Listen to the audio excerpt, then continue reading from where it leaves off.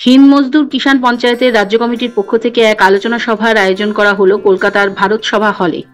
এই দিনের আলোচনা সভার মূল আলোচ্য বিষয় ও দাবিগুলি হলো ধানের ন্যূনতম সহায়ক মূল্য বৃদ্ধির দাবি, আলুর ন্যূনতম সহায়ক মূল্য বৃদ্ধির দাবি, কৃষক ও অসংগঠিত শ্রমিক পরিবারদের চিকিৎসা, সন্তানদের শিক্ষা, পরিযায়ী শ্রমিকদের জন্য সচিত্র পরিচয়পত্র প্রদান, কিষাণ পরিবার কল্যাণ অযোগ্যের দাবি উঠে আসে।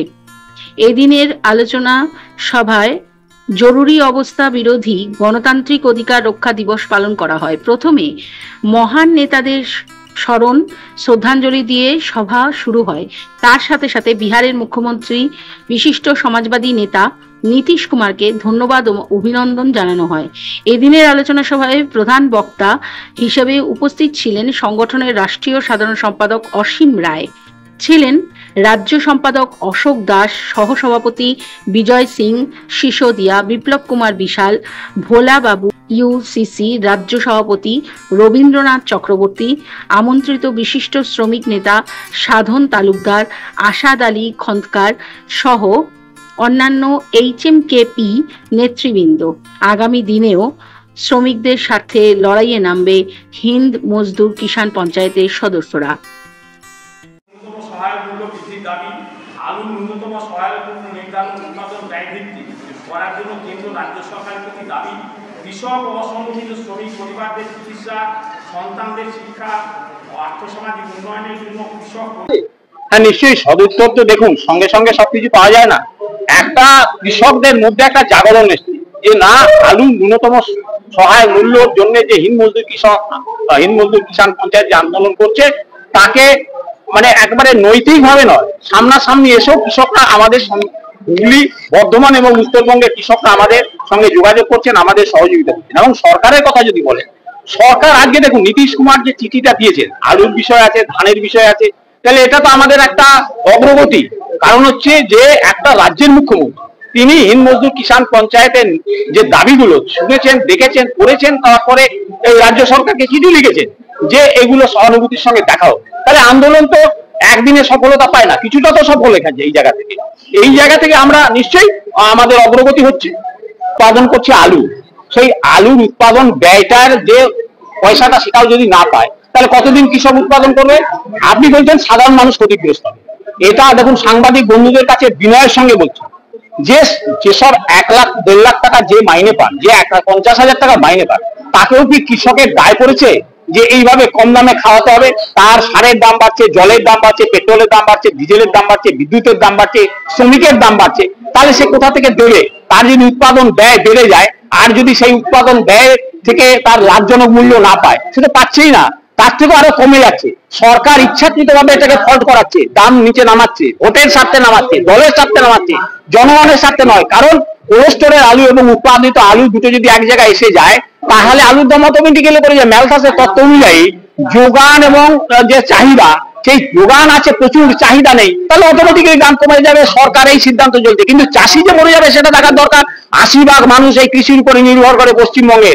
আপনি শুধু মনে করবেন না যে শুধু চাষি চাষ করছে, নয়, চাষির সঙ্গে কোল্ড স্টোর আছে, চাষির সঙ্গে ট্রাক ড্রাইভার আছে, চাষির সঙ্গে দালাল আছে, চাষির সঙ্গে কলকাতার মুটেয়াল আছে, চাষির সঙ্গে ঠেলাওয়ালা আছে, এবং পশ্চিমবঙ্গের সেই যারা ঝাড়াই বাছাই করে তারা আছে।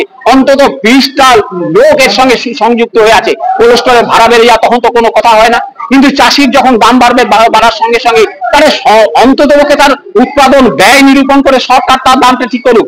সরকার বলে দিল 400 টাকা করে আমি আলু কিনবো, 300 টাকা করে, এটা কোনো গণতান্ত্রিক ব্যবস্থা নয়। গণতান্ত্রিক ব্যবস্থা হচ্ছে করছি তো না, করছি যে ব্যবস্থা আছে যে প্রত্যেকটা পণ্যের, যেমন ধান বলুন, গম বলুন, সর্ষে বলুন, আলু বলুন, সেইটা উৎপাদন করার জন্য কত সার লাগে, কত বীজ লাগে, কত জল লাগে, কত কৃষক লাগে, এইটার উপরে সেটা বলে যে উৎপাদিত ব্যয়। এই উৎপাদিত ব্যয় নিরূপণ করার জন্য সরকারের ইনফ্রাস্ট্রাকচার আছে, সরকারের কৃষি দপ্তর আছে, সরকারের অন্যান্য দপ্তর আছে, তার সঙ্গে সঙ্গে কৃষক প্রতিনিধিরা সেখানে থাকবে।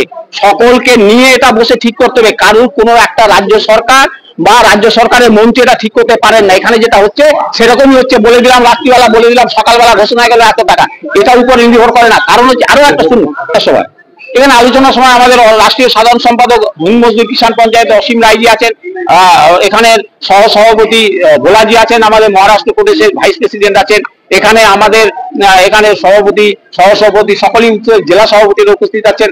এখানে বিজয় সিং সিসোদিয়া ভাইস প্রেসিডেন্ট উপস্থিত আছেন। এখানে বিপ্লব কুমার বিশাল তিনি ভাইস প্রেসিডেন্ট উপস্থিত আছেন। সকলেই এখানে আছেন। বিভিন্ন জেলার, যেমন ঝাড়গ্রাম থেকে এসেছেন, হুগলি থেকে এসেছেন, হাওড়া থেকে এসেছেন, বর্ধমান থেকে এসেছেন, বিভিন্ন জেলা থেকে এসছে, শুধু উত্তরবঙ্গ আসতে। আলুর ব্যাপারটা নিয়ে যেভাবে এখানে চাষিদের উপরে একটা যাকে বলবো একটা অসুবিধার সৃষ্টি হয়েছে, সেটাকে নিয়ে আমরা জানুয়ারি মাস থেকে শুরু করেছি।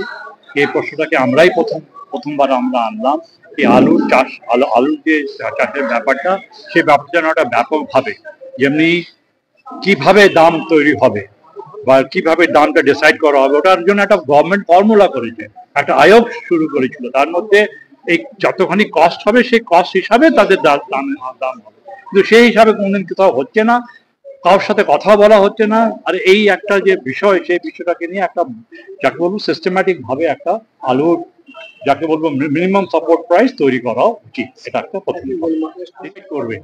আলুর দামটাকে ডিসাইড করবে মার্কেটিং ডিভিশন, ডিসাইড করবে নাকি?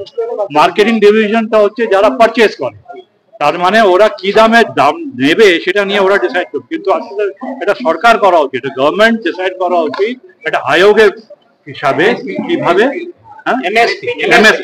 MSP should be decided according to the cost of price.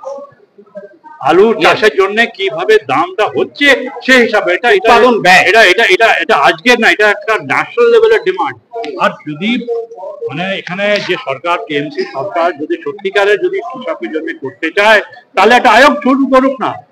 যেমনি বোর্ড হয়েছে, যেমনি উনি বললেন কি, যদি যেমনি পাটের ব্যাপারে বোর্ড আছে, আলুর ব্যাপার, আলু আর চা, এই তিনটে হচ্ছে একটা যাকে বলবো একটা ইম্পর্টেন্ট ক্রপ অফ দিস, অর্থকরী সবচেয়ে ইম্পর্টেন্ট, এর জন্য কোনো একটা বিকল্পই নাই। আর এটা যদি ভেঙে যায় তাহলে পশ্চিমবঙ্গের অ্যাকচুয়ালি যে রুরাল ইকোনমি ভেঙে যায়। করছি যে এমএসপি প্রাইসটা আলুর হওয়া উচিত, সেটা একটা আমরা তো এখনো ডিসাইড করিনি। এটা তো চাষির সাথে বসে অত কস্ট অফ প্রোডাকশনটা হচ্ছে, ওতে কিভাবে সেভাবে তো ওটা